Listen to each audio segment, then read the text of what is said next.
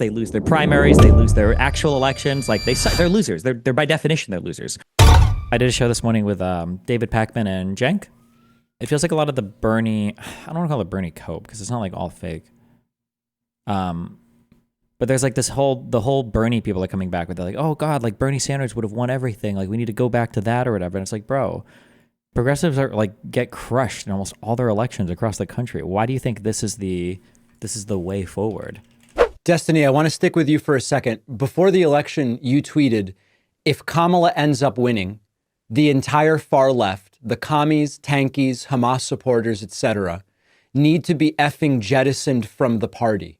We don't need them to win. We can turn out our own base, and they are an absolute effing cancer to be associated with. Given Trump's victory, and whatever it means to you, do you stand by that? Yeah, 1,000,000,000,000%. I think that having to answer for jettison you. Having to, well, but I mean, I represent far more of the party than the far left Apparently you does. don't. Apparently you represent the loser wing. You can the loser, like every progressive candidate that is running in all of their elections that are being tossed. They lose their primaries. They lose their actual elections. Like they're losers. They're by definition they're losers. The issue is that one is the lefty media sphere will never ever support a candidate that is electable in the mainstream. They just won't. They turned on Bernie Sanders and they turned on AOC. Even those people aren't far left enough for the insanity that is the far left online now. So trying to kowtow to this like group of people who want to see like an actual communist or like this like anti-capitalist or this like just somebody that's too far left that most European countries probably wouldn't even support in leadership. It's just an unrealistic proposition.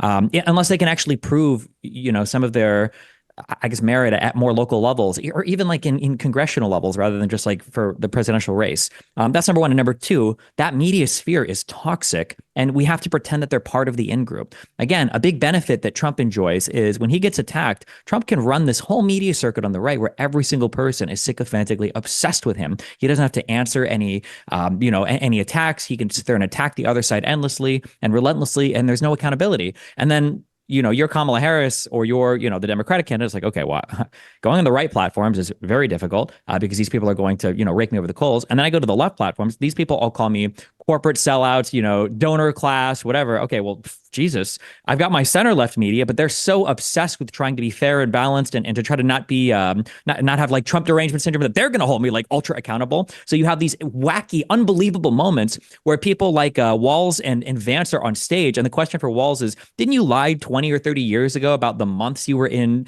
Taiwan? And then the question for Vance is like, did you really mean it when you said you would also overturn like the next election? And we have to pretend that these two things are even. It's just ridiculous. The Democrat establishment and then the Democratic media sphere needs to do a better job at like reinforcing the voting for the in-group, because at the end of the day, the only thing that matters is getting your candidate elected. You can do all the activism on Twitter or whatever you want, but if you're not pushing for electable candidates to get elected, then you're engaging in slacktivism.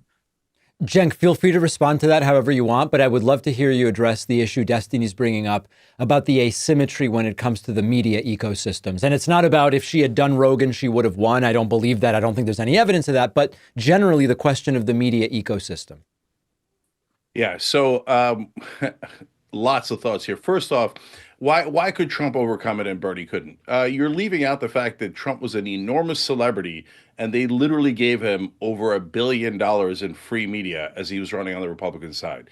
Whereas Bernie Sanders got, in his miraculous run to catch Hillary Clinton that started in 2015, where he went from 1 point to basically about 48 percentage points, ABC covered him for 7 seconds, the whole year, 7 seconds.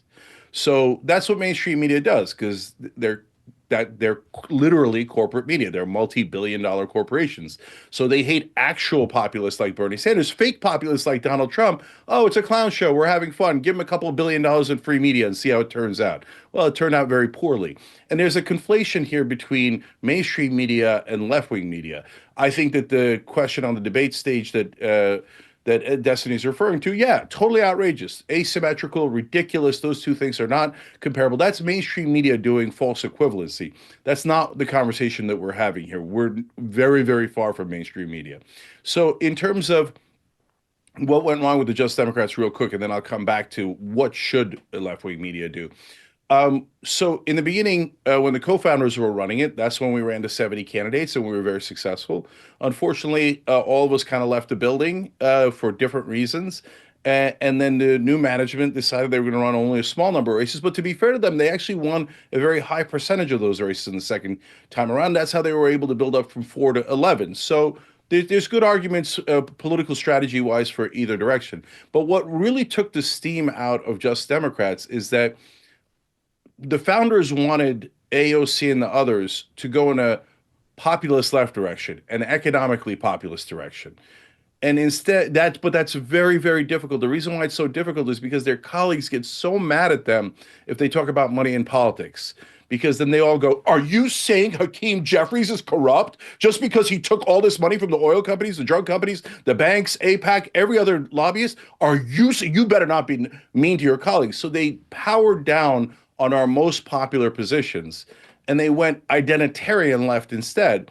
But that is extreme. So that's why Destiny's conflating those two things. And I think, I'm not saying Destiny's doing this, but I think that a lot of people in media almost do that on purpose. A lot of them don't know it. They just think progressives means both of those things at the same time. And then they just say, oh, they're all unpopular. And a lot of times, especially mainstream media, they'll go defund the police, Latinx, universal health care. Wait, one of those things does not belong on that list. Universal health care pulls it over 70%. So you've got to separate out those two wings. Anyone who's been economically populist has done a terrific job. For example, Tim Walz. We all like Tim Walz, right? Every wing of the Democratic Party likes Tim Walz. Well, Tim Walz was an economic populist, got a lot of things passed in Minnesota, and was rewarded for it, and was very, very popular in Minnesota because he delivered for the average guy, including paid family leave, and which is actually very, very easy to pass. It's at 84% approval. It's just that the corporate wing goes, yes, I know. It would make us popular. It would help our voters. It's what we promised. It's super easy to pass, but we don't want to because our donors told us not to. Well, that's a wing that's going to get clobbered throughout the rest of time. That's the neoliberal wing. And the idea that the world is not under neoliberal rule right now is absurd. Of course we are. All the countries are under neoliberal corporate rule. And that's why the voters are rebelling against all of them. So what's the media supposed to do?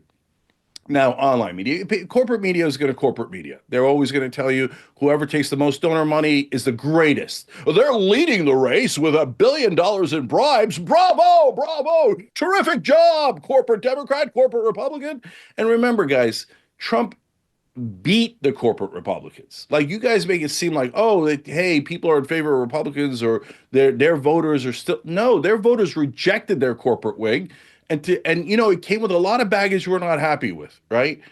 But you have to give them a little bit of credit for actually not for supporting Trump, who I think is a fake populist, but for at least rejecting Mitch McConnell, rejecting all those guys. So on our side, we say, oh, Mitch McConnell took $1 billion in corporate money throughout his career. Terrible, evil, corrupt guy. Nancy Pelosi took a same $1 billion from very similar donors, did exactly what they wanted, just like Mitch McConnell. Terrific, angel, wonderful. Yeah, you could think that, and you could do all the marketing in the world for rah Nancy Pelosi. But at the end of the day, the American people woke up, and they know that the $1 billion, whether it goes to a Republican or a Democrat, is corruption defined. So what we should do is we should have strong primaries and really challenge our candidates, because this whole idea of anointing, how's that working out for us? So we were supposed to trust the geniuses in Democratic leadership. Oh my God, they're playing four-dimensional chess. We'll never figure out what they're doing. They're so smart. Really? Even under Obama. Okay, Obama won a couple of times, and that's a long history, and we can talk about how selfish he was. But in the meanwhile, while he was in office, the Democrats lost 1,000 seats nationwide. And by the way, the guy most responsible for that was Rahm Emanuel. And now the corporate Democrats are saying, let's bring back Rahm Emanuel to lose another 1,000 seats. Are you insane? And then they said, oh, we have to anoint Hillary Clinton. How did that turn out? We have to anoint Joe Biden. We have to anoint Kamala Harris. And by the way, Biden only won by 43,000 votes to 3 swing states. They nearly lost to this imbecile 3 times. Look, you can't say someone has despotic tendencies, is a fascist, is a moron, is the worst guy in the world. and then lose to them 2 times and say, you should put me back in charge because I know what I'm doing. No, they have proven definitively that they do not know what they're doing. Destiny, go ahead. I mean, there's nothing to say. Like progressives have nothing to show for their record. They have like bad polling, like that 70-80% of Americans support single payer healthcare. That's not true. We've done the polling on this over and over and over again. If you poll in the most favorable manner, they support it. If you poll for what it actually is, that support plummets to like 25%. That's not remotely true. It is absolutely true. I don't remember if it was You're arguing against Democratic policies. It's amazing. Why don't you just join the Republican Party? We're So not let me arguing just about whether or not interject the one thing policy here. is good or bad. Well, If I hold can on, interject one thing here. yeah, go ahead. From what I've seen, the polling Cenk mentions does exist, around 70-75% support. The polling I've seen with what we might call more specific wording, it's not that support drops to 25%, but I have seen it drop to more like 48 to 50%. I do think a lot of it's complicated because if you just ask someone, does the government have a basic level of responsibility to give people some health care? Most people say yes, and also a lot of them don't necessarily know what that means. I don't know that we're going to solve whether it's a good policy based on 3 different polls that ask it in a different way. I don't know. I've seen the polling. Well, both no, yeah, of you I are understand. referring I'm to. just saying that, like, if you want to, if you want to actually pass any policy or do anything, you have to have an actual realistic understanding of what it is Americans even think before you even begin to go down the path of how do we implement it. And the reality is single payer healthcare. When you ask somebody, do you think the government should provide health insurance for people? That polls incredibly well. Yes. When you ask, should the government be, the second question, there were all 3 of these were listed in I wish I could remember the name of the polling firm, but this is around when I Bernie think was it's running. the Kaiser Family Foundation that did It might be that. There's a second way of asking it that's more neutral of like, do you think that the government should be do you think that the government should be able to offer insurance or something for all levels?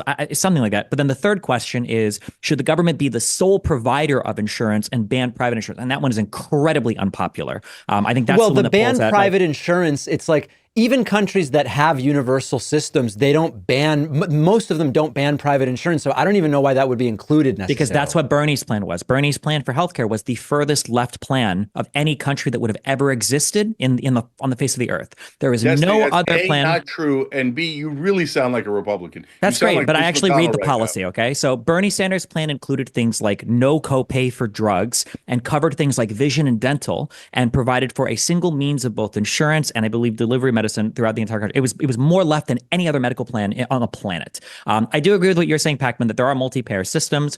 I'm a big fan of either a public option or even a single payer system, depending on how you administer it. I think it's fine. Medicare expansion, all things are fine. But you have to be honest about like, where is the electorate at? How do they feel about these things? And you can't just constantly blame donors and billionaires and even like this huge cope of calling Trump a fake populist. Trump is as populist as they come. He is one man against the system who's telling you that he's going to fight and take it all down as one person against all the corrupt donors and everything else.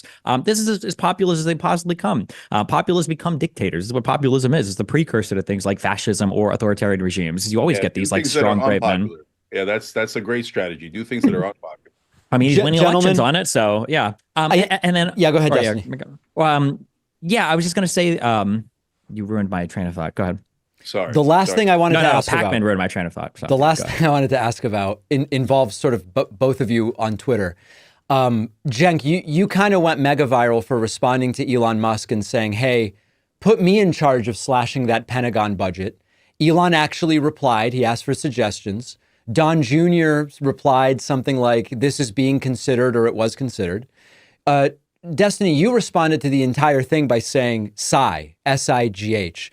I think my first question to you, Cenk, is, do you think they genuinely want to cut defense spending, or this entire Department of Grifty Edgelords thing is just really about cutting social programs at the end of the day? Or do you really think the Pentagon is something they would cut?